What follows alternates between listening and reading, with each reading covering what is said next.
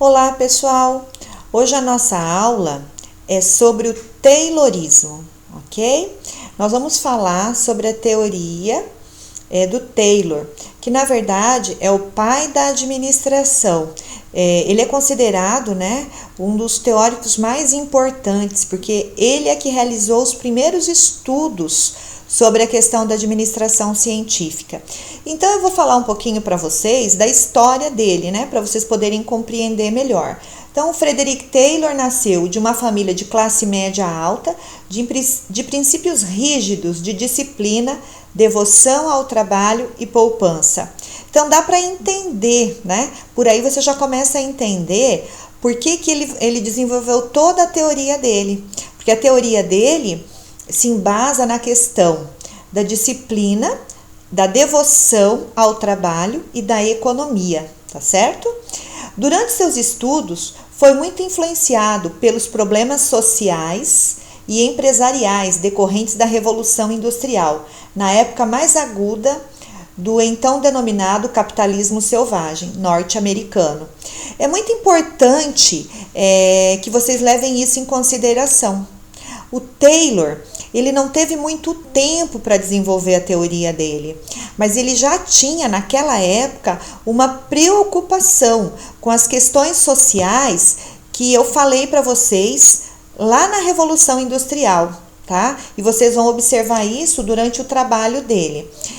Infelizmente, algumas pessoas não fazem uma interpretação adequada do estudo do Taylor, e até por isso o Taylor recebeu inúmeras críticas, que no final da aula a gente vai estar discutindo sobre elas, E aí a gente vai conhecer um pouco a história dele, e aí vocês vão poder entender até o porquê que ele tinha essa preocupação com as questões sociais, o porquê da disciplina, o porquê da poupança, porque tem toda uma história por trás disso, Primeiro, o pai dele era advogado e bem-sucedido e rígido, A mãe, uma feminista, abolicionista, trabalhava e era ligada a movimentos sociais. Então dá para entender, o porquê da preocupação dele com as questões sociais.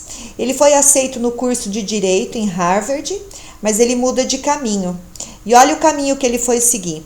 Ele foi trabalhar numa indústria, como uma aprendiz de indústria.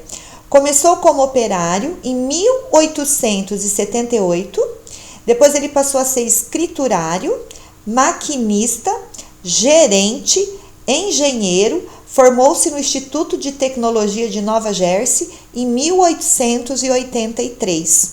Olha que interessante, pessoal. Ele foi viver dentro de uma fábrica.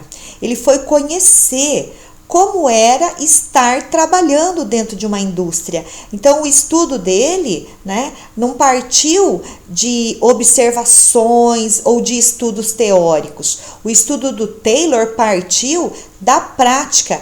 Por quê? Porque ele passou por todos os setores. Ele foi operário, ele foi maquinista, ele foi gerente, até ele se tornar um engenheiro. Naquela época, o sistema de pagamento era por peça ou tarefa, o que muitas vezes levava o patrão a forçar demasiadamente o ritmo de produção, criando conflitos com os empregados ou levando essas reações, que terminavam por afetar negativamente a produção. Estão lembrados das lutas sindicais que nós falamos na aula anterior sobre o ludismo? E isso chamava muita atenção do Taylor, E ele começou a pesquisar sobre isso, Isso fez com que despertasse o interesse da pesquisa. O Taylor começa a examinar o problema da produção nos seus mínimos detalhes e ele faz um experimento de observação e mensuração. Ele iniciou suas observações e estudos pelo trabalho do operário no chão de fábrica, tendo posteriormente estendido suas conclusões também aos níveis de administração. O Taylor, ele era extremamente criativo, pessoal, e ele registrou cerca de 50 patentes de invenções sobre máquinas e ferramentas que ele criou para melhorar o processo produtivo. Por que ele criou essas máquinas? Porque ele trabalhava no processo produtivo. Então ele ficava observando as pessoas a trabalharem e ele ficava tentando desenvolver máquinas, ferramentas que agilizassem o trabalho e que facilitasse a vida do homem. Então, na verdade, quando o Taylor começa a fazer a pesquisa dele a respeito das ferramentas, ele está preocupado em melhorar a vida e a qualidade de vida desse homem, né? E é óbvio que ele também quer melhorar a lucratividade da organização, né? Trabalhando junto aos operários no nível de execução, Taylor realizou um paciente trabalho da análise das tarefas de cada operário, decompondo seus movimentos e processos de trabalho, aperfeiçoando, racionalizando gradativamente. Ele realizou um estudo de cada tarefa e ele mensurou os movimentos para que ele pudesse criar ferramentas para melhorar essas condições de trabalho, né? E ele chegou à seguinte conclusão: de que o operário médio produzia potencialmente muito menos do que era capaz com o equipamento que tinha. Então, o que ele concluiu? Que o ser humano poderia produzir mais, desde que você oferecesse as ferramentas adequadas para ele. E foi isso que ele foi fazer. Ele foi criar essas ferramentas adequadas, né? E aí surge a ideia, o quê? Mecanicista, de fazer com que o trabalhador se ajuste à máquina que ele criou.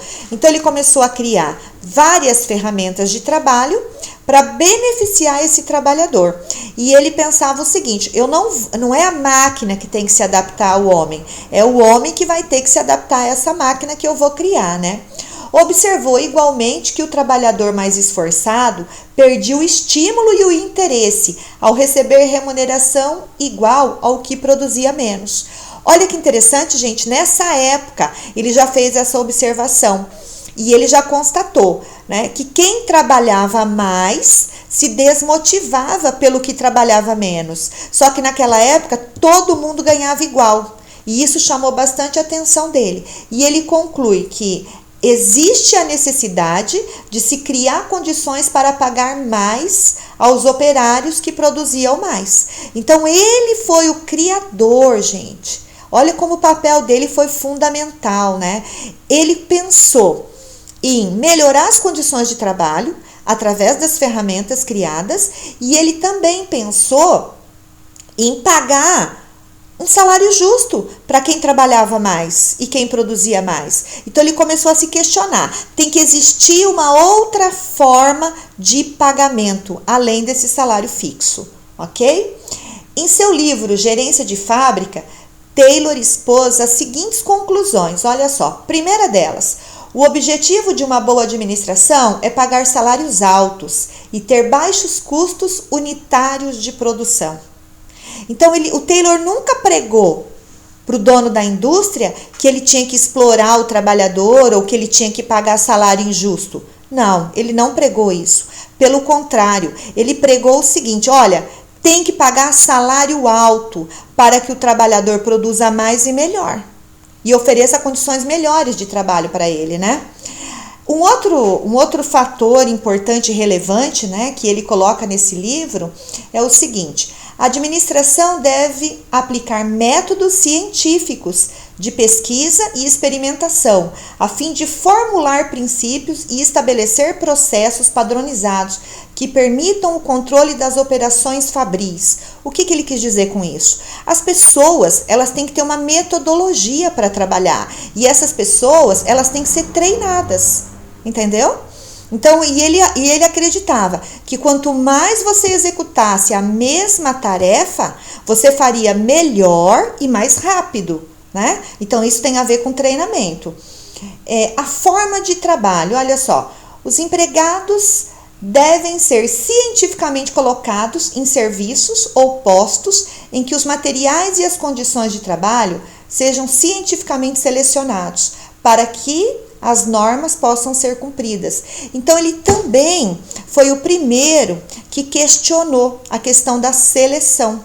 Ele questionou o quê? Olha, você deve colocar a pessoa no lugar certo, aonde ela tenha mais facilidade na execução da tarefa.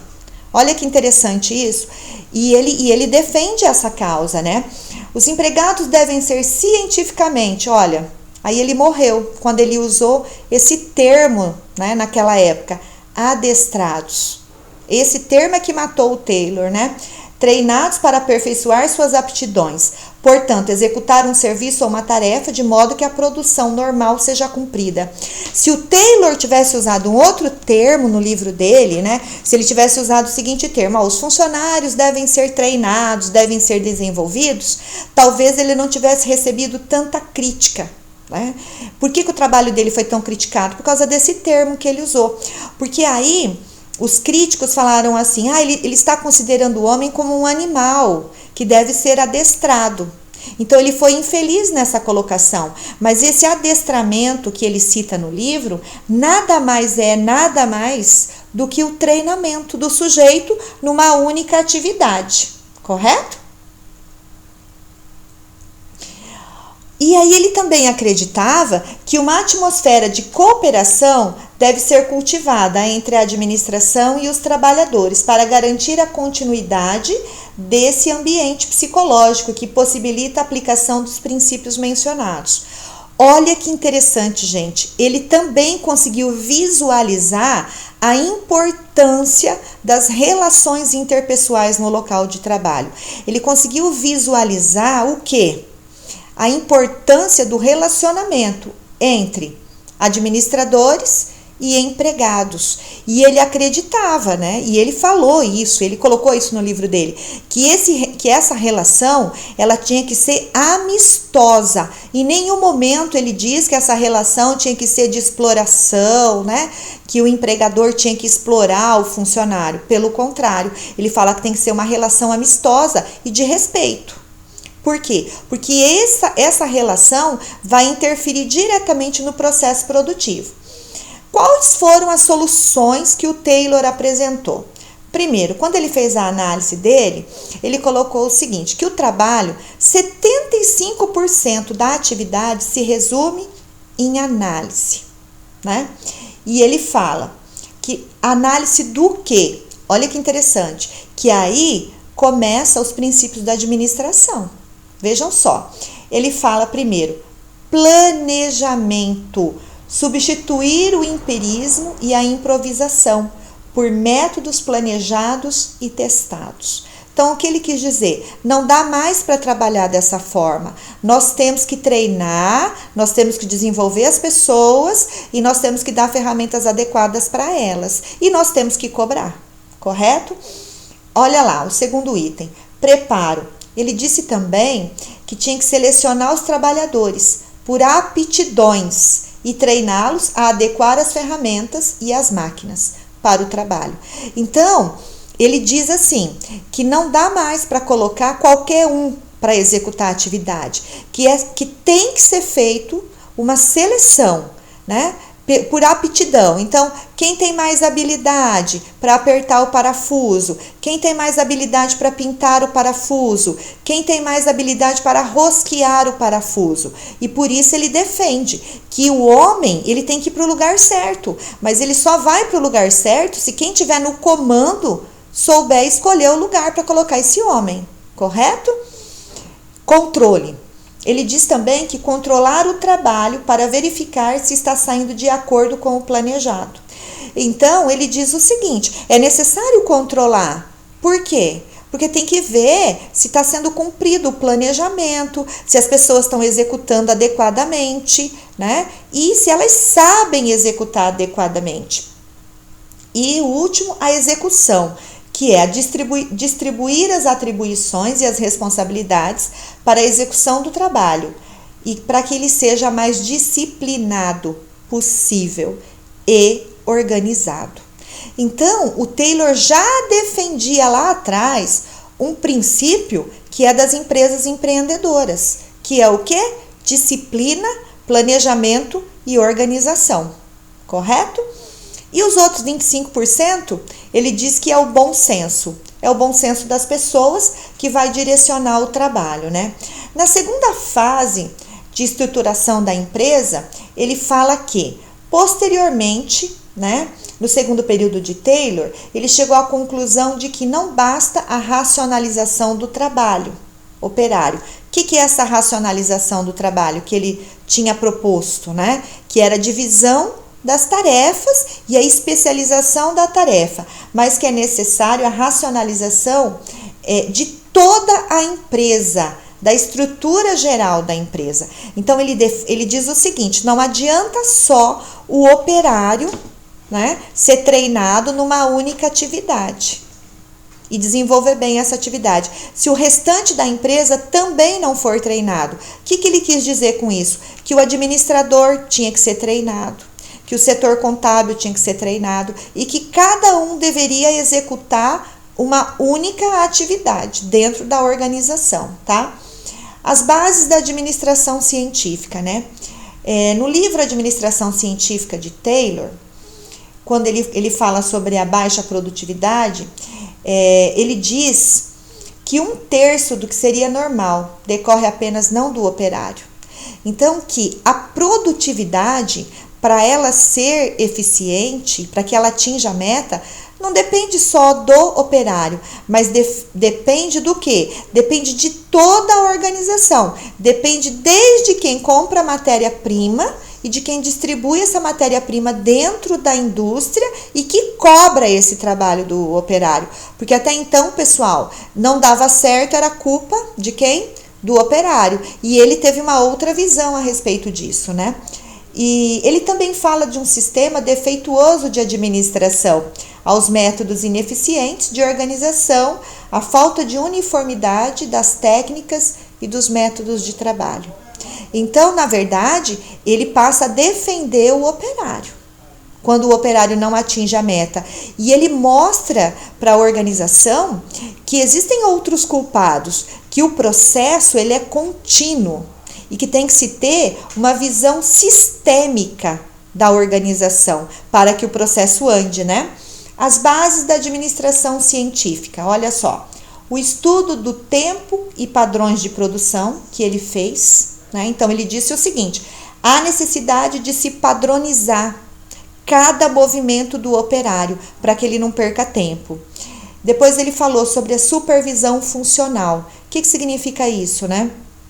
Que a pessoa que está no comando da equipe tem que supervisionar, tem que orientar, tem que ver se está fazendo direito, tem que treinar e desenvolver. A padronização de ferramentas e instrumentos, isso significa o quê? Todos eles deveriam ter as mesmas ferramentas, né, para desenvolver o trabalho. O planejamento de tarefa e cargo, que hoje a gente chama de descrição de tarefas, tá? O princípio da exceção, a utilização de instrumentos para economizar o tempo, que seriam as ferramentas, ficha de instrução de serviço, que ele criou, né? Que cada operário tinha sua ficha de instrução, aonde tinha lá o primeiro passo, o segundo passo, o terceiro passo, para a execução da tarefa. E essa ficha ficava sobre a mesa do funcionário. Caso ele tivesse dúvida, ele poderia consultar, né? A ideia de tarefa associada a prêmios de produção, lembra que lá no início da aula eu comecei dizendo que ele se questionou muito, que alguns trabalhavam muito e se desmotivavam porque outros não tinham o mesmo ritmo? Então ele questiona isso, né? E ele levanta a ideia de pagamento por produtividade. Quem trabalha mais, quem trabalha menos, ganha menos. Um sistema de classificação dos produtos e dos insumos da matéria-prima e um sistema de delineamento das rotinas de trabalho de toda a indústria, né? Isso que era o mais importante. Ele também se preocupou muito com um fator chamado desperdício. E ele disse também que o desperdício é causado por quem? Pelo ser humano, né? Então, ao abordar as questões dos tempos e movimentos, o Taylor começa a questionar a questão do desperdício do esforço humano, substituindo movimentos inúteis por outros mais eficazes. Então ele questiona, né? Por que se perde tanto tempo dentro da indústria? Por que se perde tanto material? Então ele foi lá e analisou o homem e ele percebeu que alguns movimentos que o homem fazia eram inúteis e ele só tinha um desgaste físico. E esse desgaste fazia com que ele não trabalhasse direito. e que aí, consequentemente, havia um desperdício de material, né?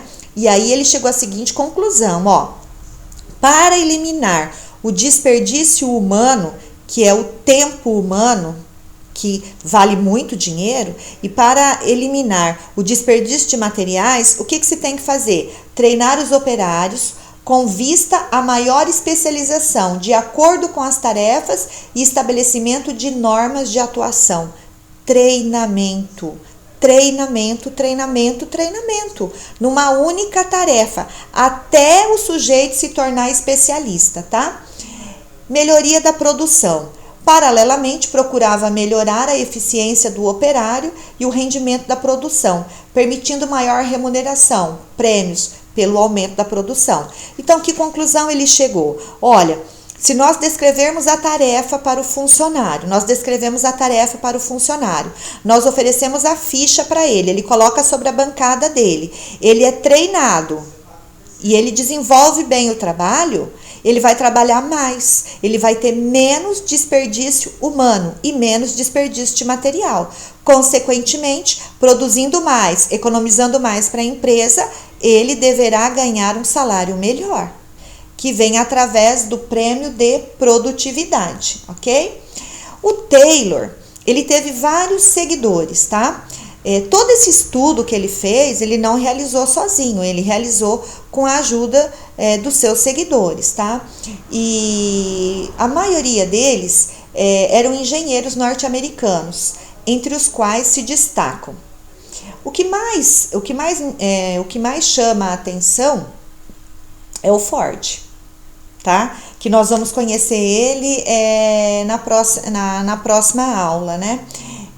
Mas ele trabalhou com vários auxiliares. Ele trabalhou, inclusive, com uma psicóloga que ajudava ele a fazer o estudo, tá? E ele trabalhou com o Ford também. E o Ford, vocês vão perceber que o Ford, ele foi o primeiro a implantar a teoria do Taylor dentro da indústria dele, mas a gente vai ver isso lá na próxima aula, né? Enquanto o Taylor concentrava-se nos estudos da tarefa em si, as outras pessoas, né, os outros seguidores, passaram a focar no trabalhador.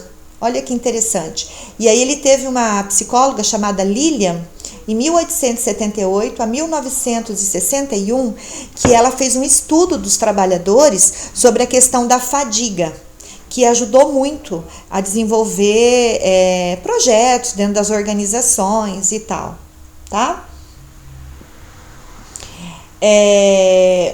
Um dos mais importantes é o Henry Ford, que foi o fundador da Ford, empresa que hoje se situa entre as maiores do mundo, né? Ele foi o idealizador da produção através de linhas de montagem, que permitiu enorme expansão na escala da produção industrial, que nós vamos estudar ele a fundo, né? E vamos conseguir compreender bastante, tá? A Lillian, ela foi a precursora da psicologia aplicada ao trabalho. Então, na verdade, né, se não fosse a Lillian, a professora hoje talvez nem exerceria o papel de psicóloga organizacional, porque foi ela que desenvolveu o trabalho. E ela defendeu que o aumento da produtividade depende fundamentalmente da atitude dos empregados, das oportunidades a eles oferecidas e o ambiente físico do local de trabalho. Então, ela fez vários estudos a respeito das relações interpessoais, das condições de trabalho, da saúde do trabalhador. E ela concluiu isso, né? Realizou também estudos sobre micromovimentos, concluindo que qualquer tarefa na produção industrial pode ser dividida nos seguintes movimentos básicos. Olha só que interessante, pessoal, esse estudo. Primeiro, ele colocou movimentos básicos: procurar. Segundo, escolher. Terceiro, pegar. Quarto, transportar. Vazio, transportar cheio. Sexto, preposicionar. Sétimo, posicionar.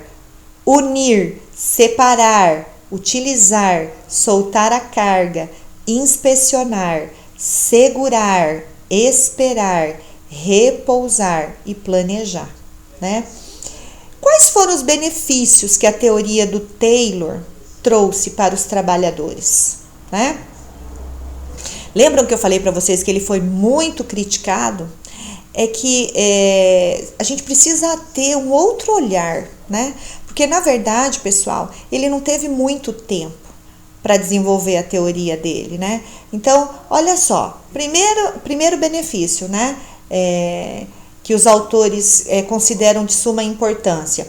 A especialização de cada funcionário dentro de uma função específica.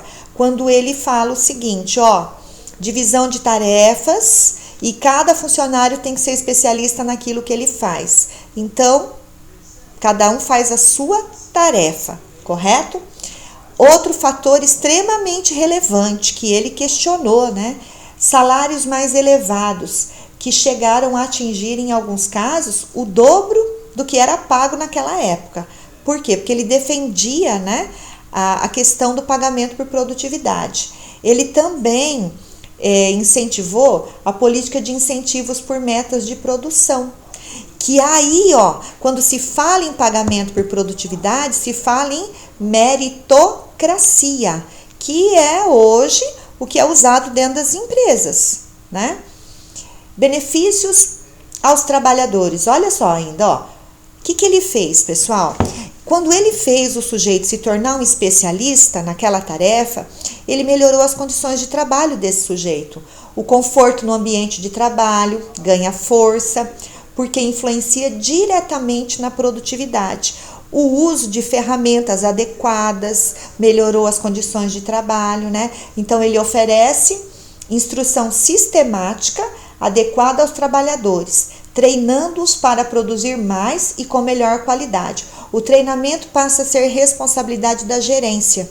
Por quê? Um funcionário, para ele ser treinado, era o que ele falava, ele tem que ser orientado, tem que ensinar para ele. E o que acontecia naquela época, né? As pessoas iam trabalhar nas indústrias, não tinham experiência e eles eram jogados naquela atividade. E ele constatou, não adianta só jogar ele aí e explicar uma vez. Você vai ter que treinar, você vai ter que desenvolver. E treinamento é várias vezes, até o sujeito assimilar. Até por isso ele defendia, pessoal, a execução de uma única tarefa por colaborador. Por quê? Porque ele falava que levava muito tempo para a pessoa aprender e assimilar aquele conhecimento. E ele acreditava que quanto mais o trabalhador fizesse aquela atividade, mais ele ia aprender e mais rápido ele ia ficar. E isso é verídico, tá?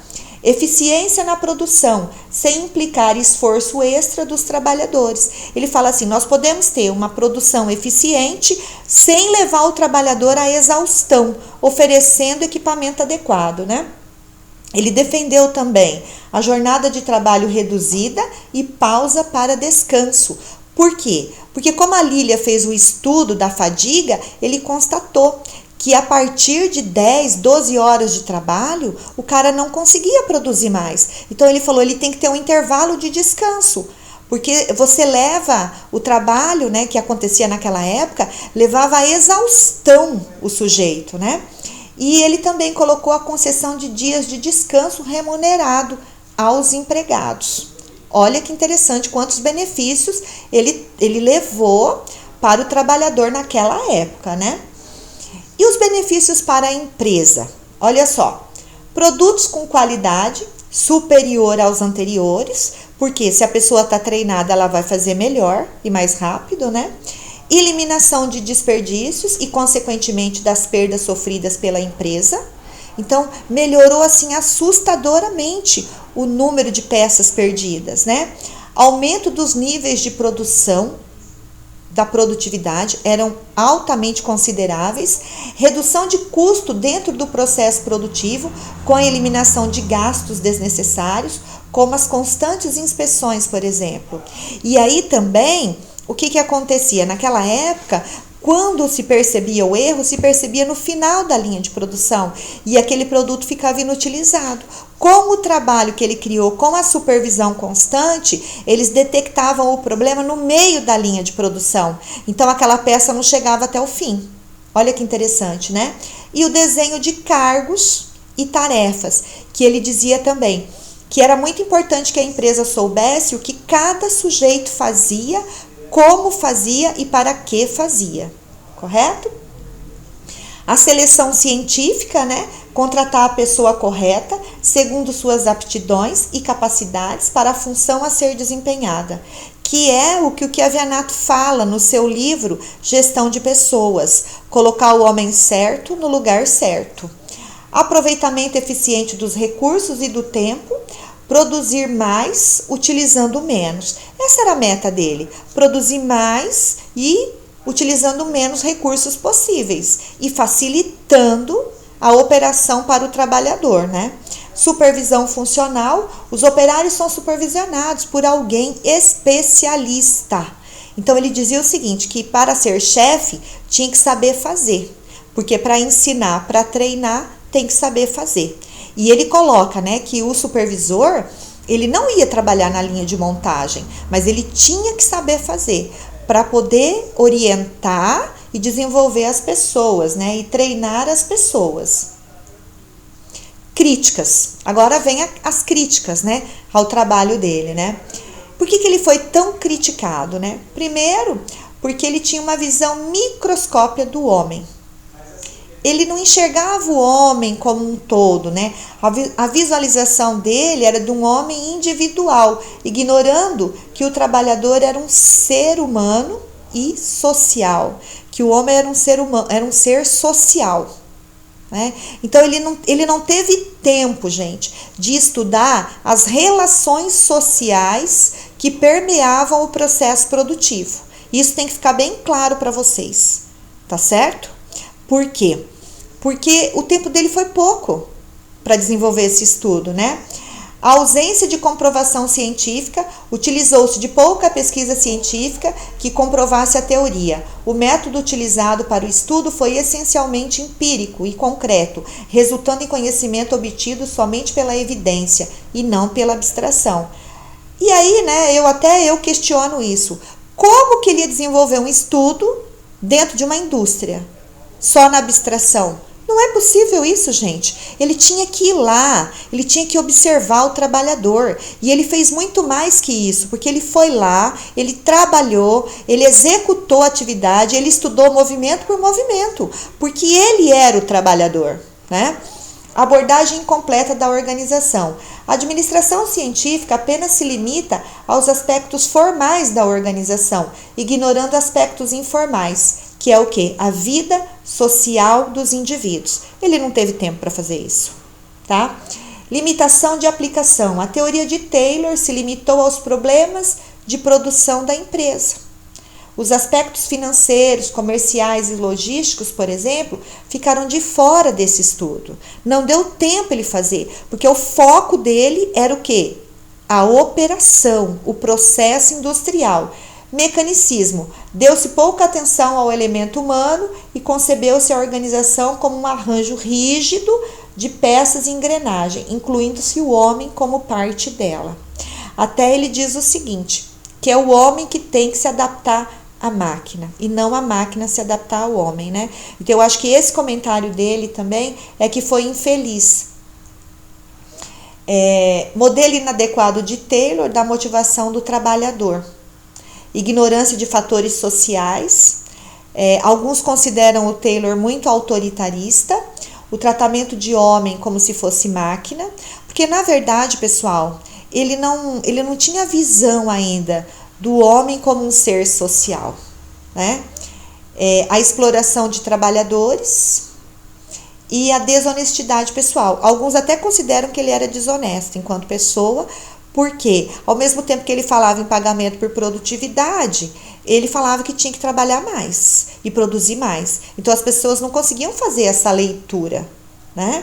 E ele era anti-sindicato, porque ele falava que o sindicato desvirtuava o foco, né? Que o sindicato não prezava também pelo aumento da produtividade, da organização. Muitas dessas informações são consideradas falsas e exageradas por muitos defensores de Taylor, tá? Eu citei aqui o que a maioria dos livros falam, mas muitos defensores deles citam essas afirmações falsas. Qual delas? Por exemplo, que ele era desonesto, que ele não se preocupou com o trabalhador, né? O fato é que Taylor, ainda hoje, podemos dizer que vários conceitos de Taylor, inicialmente contextualizados para sua época, são, na realidade, em sua maioria, totalmente atuais, aplicáveis e válidos nos dias de hoje. Olha que interessante isso, né? E assim, eu gostaria agora que vocês fizessem uma análise, né? Que vocês parassem para refletir.